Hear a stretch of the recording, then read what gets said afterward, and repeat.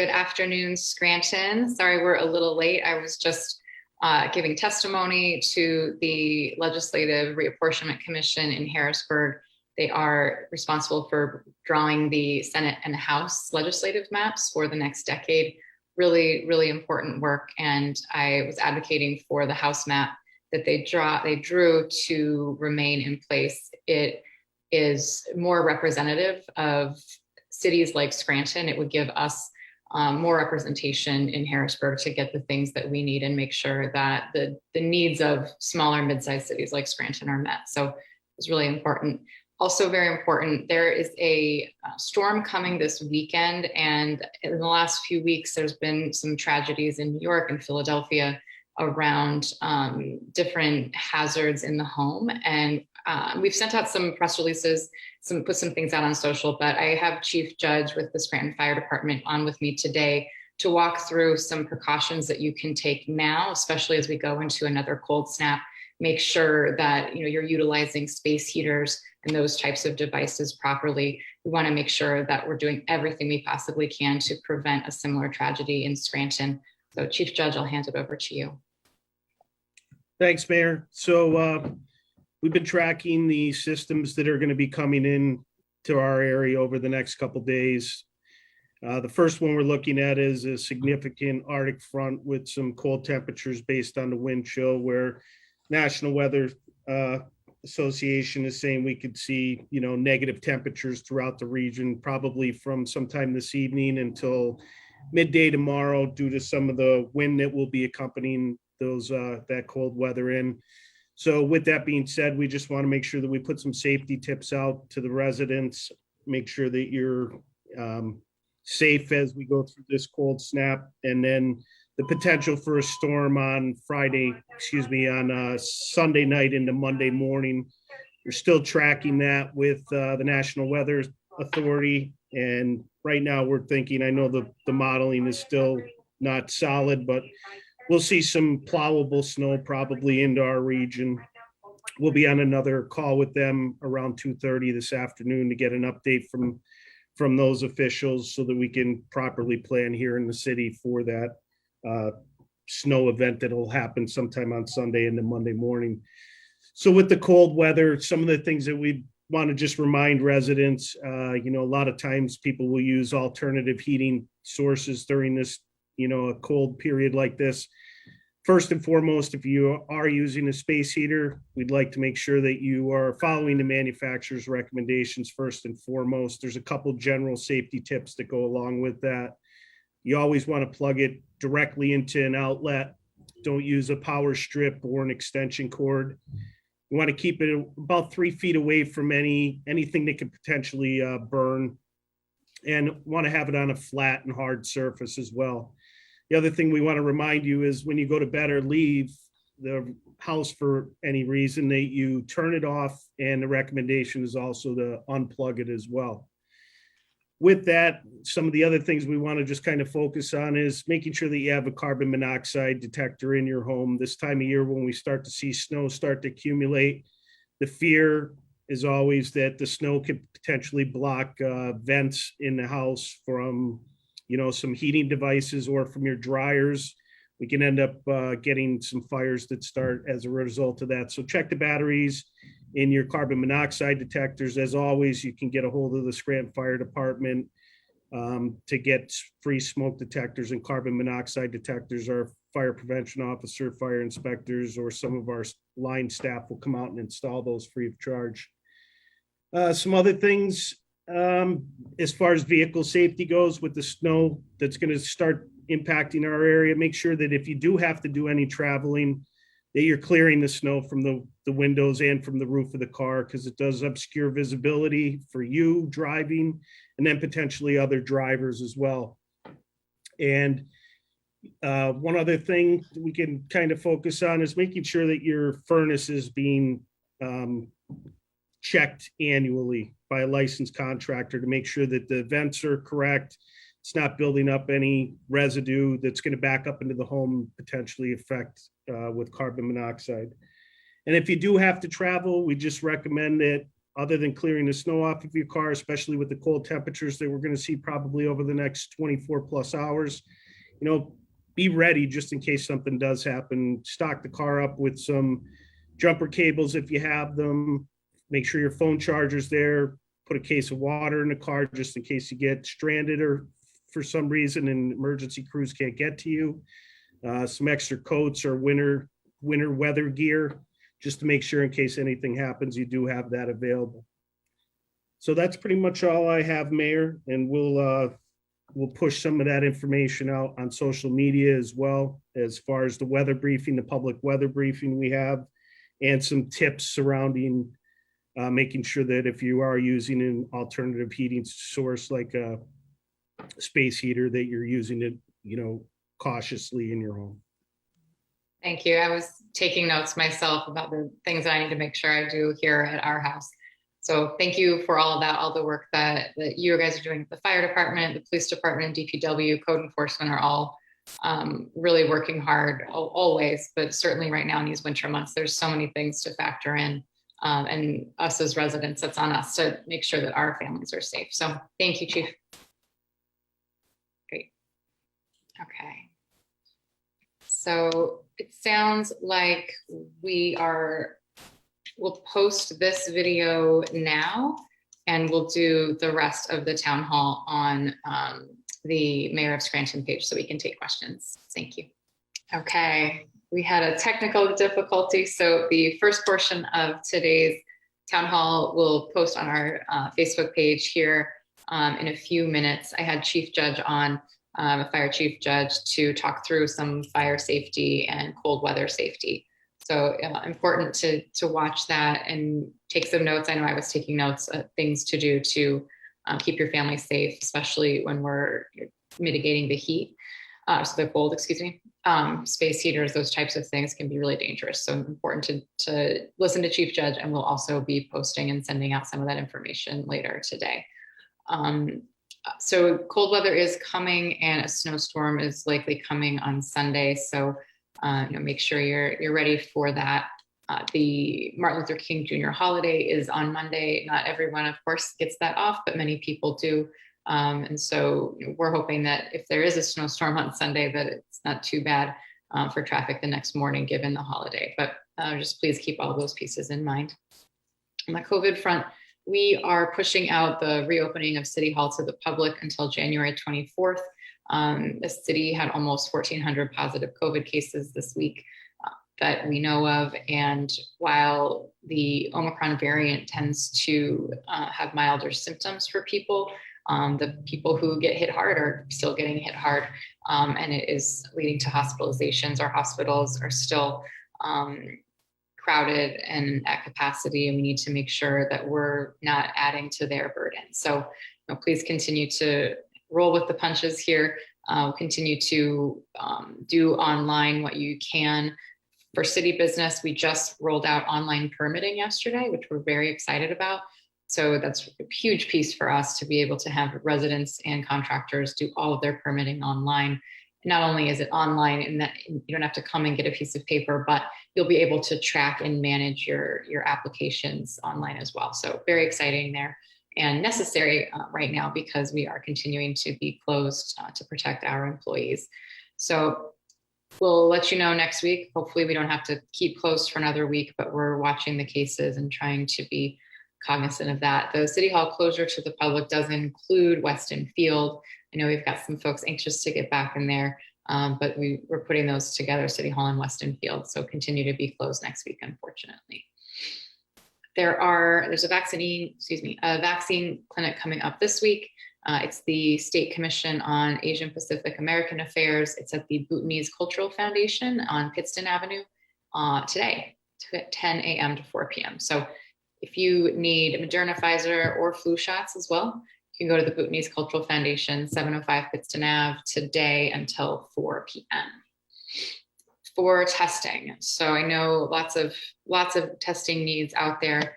The Lackawanna County and Pennsylvania Department of Health and Services is still partnering with Interim Healthcare from 10 to 6 each Monday through Friday, each weekday at the Scranton Movie Theater. That's 301 Lackawanna Avenue.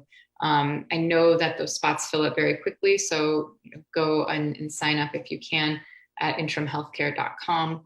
Walk-ins are welcome on a capacity basis. So you can try walking in there, but if you can, schedule in advance, interimhealthcare.com. Other testing sites are Delta Medics, DPHO's Pharmacy, Medicap Pharmacy, Hometown Healthcare. I believe Geisinger as well has them. We've just been really, it's been tough, right? The variant came upon us in a way that people didn't realize would be quite so hard. I was on a national call yesterday with some leading medical experts, and their message was that testing is going to continue to be difficult.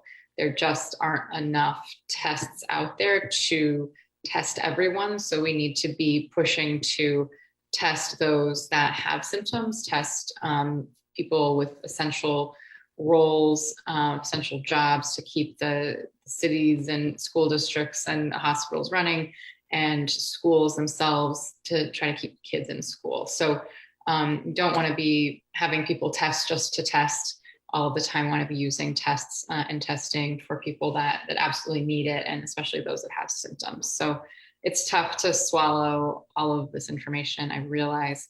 But if you need a test, they are available. Usually it's just the results and are a little bit further out than is ideal. So again, that Lackawanna County site is interimhealthcare.com for signups, and many of those other pharmacies do have testing capabilities. A couple of fun things if you are able to get out, and hopefully you're vaxxed and boosted before you attend something like this. There is on Sunday, there's a fundraiser for the V-Spot at Peculiar Kitchen. As many of you probably know, the V-Spot had a fire a couple of weeks ago. So Peculiar Kitchen and NEPA Scene are doing a fundraiser on Sunday, the 16th from 5 to 8. That's 307 Penn Ave. It's a $10 donation at the door. Also on next Thursday, there's Poets Live at the Bog. Again, if you're boosted and vaxxed and feel comfortable, it'd be great to go out and listen to some very talented people.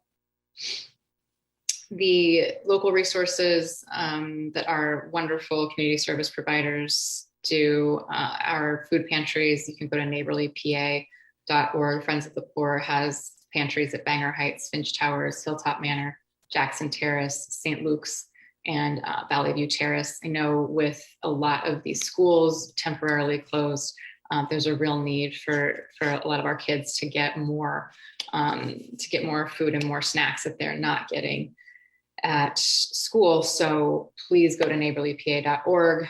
And again, those Friends of the Poor pantries are Bangor Heights, Finch Towers, Hilltop, Jackson, Valley View, and St. Luke's Episcopal Church down on Wyoming.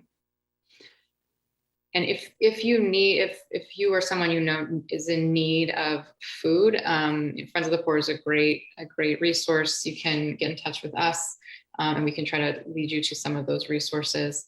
I know, again, it's really cold out there, and the schools are temporarily closed, so that makes for some tough situations for folks.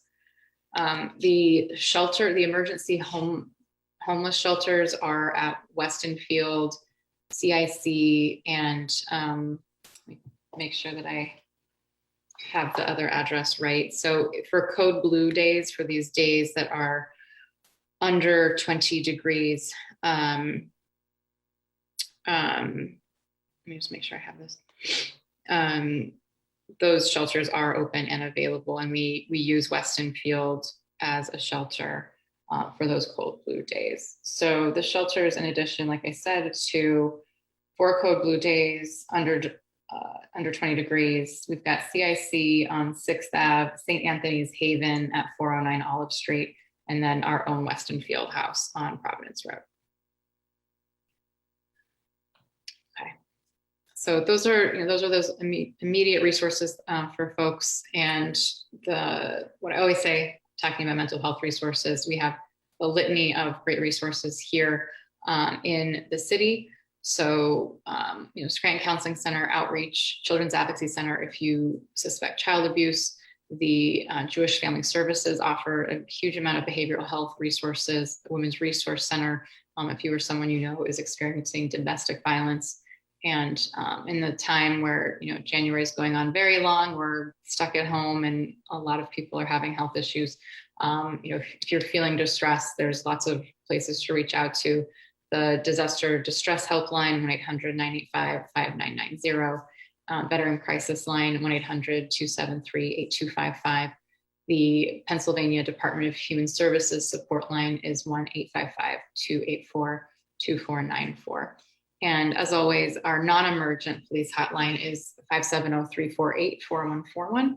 Emergencies, of course, call 911, but if you need something and are not sure where else to go, that non-emergent police hotline is a great resource. So with that, I'll take any questions that anyone has. We'll send more of the fire safety, cold weather safety tips out. And as Chief Judge said, and you guys will see it when that gets posted, there are smoke detectors and carbon monoxide detectors available at Scranton Fire Department.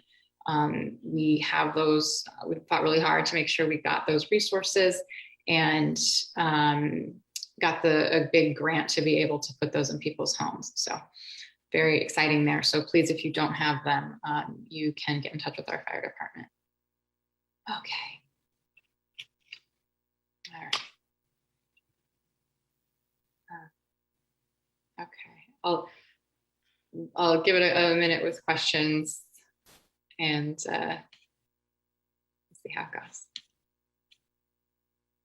I skipped over today, but to remind everyone that there are resources available for rent, mortgage, utility assistance. The Empowerment, former SLHDA organization, still has in Westside with NeighborWorks and the Department of Community and Economic Development at the state.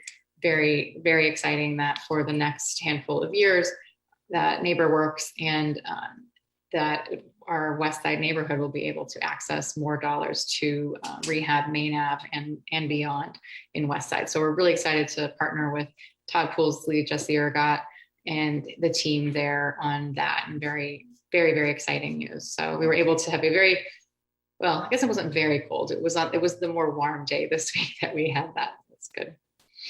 Okay. The only question I see is about the bus situation with the Scranton School District. I would refer that to the Scranton School District.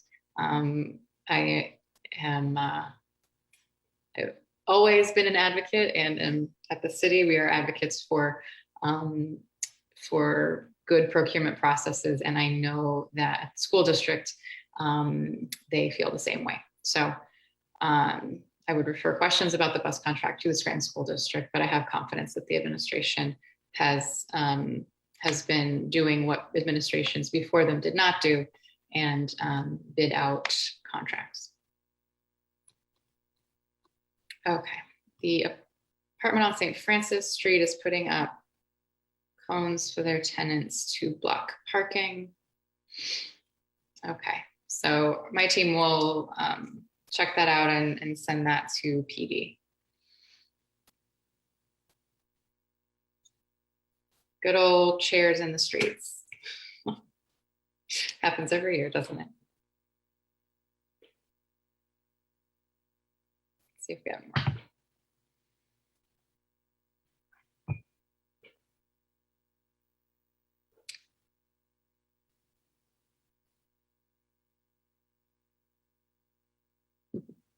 Okay. All right, well, seeing nothing else, Lenny, we will report that in, or maybe there's one more coming in.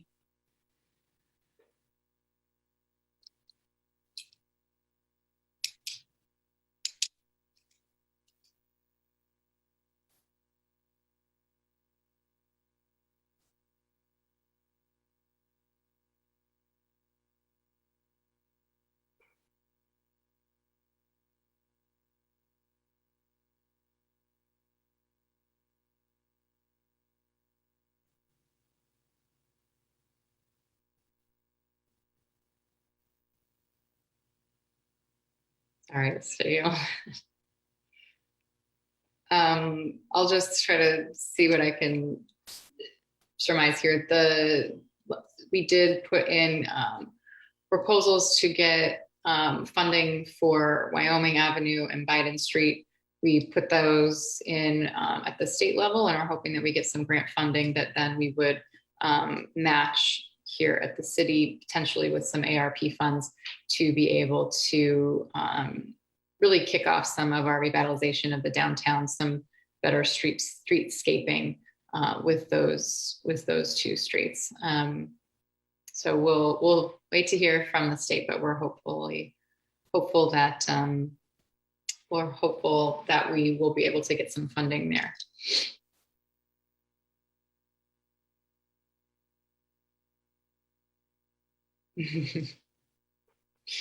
I'm not sure my Super Bowl pick, Jack. We're pretty far out from that, right? We're cheering on the Eagles this weekend, right? I was pleased to see that Georgia won. I have a dear friend who is a Georgia alum, and she and her family were at the game. So I was very excited to see Georgia win after so many years. Now, if the Oregon Ducks could just win at some point, then I would be a very, very, very happy person. All right. Thank you all very, very much. Be safe. I have a great time watching football this weekend. That's a great activity while it's so darn cold out there. And if you or someone you know needs those resources, reach out to those community organizations, reach out to us, and make sure that you're asking for help or for help for a neighbor if they need it.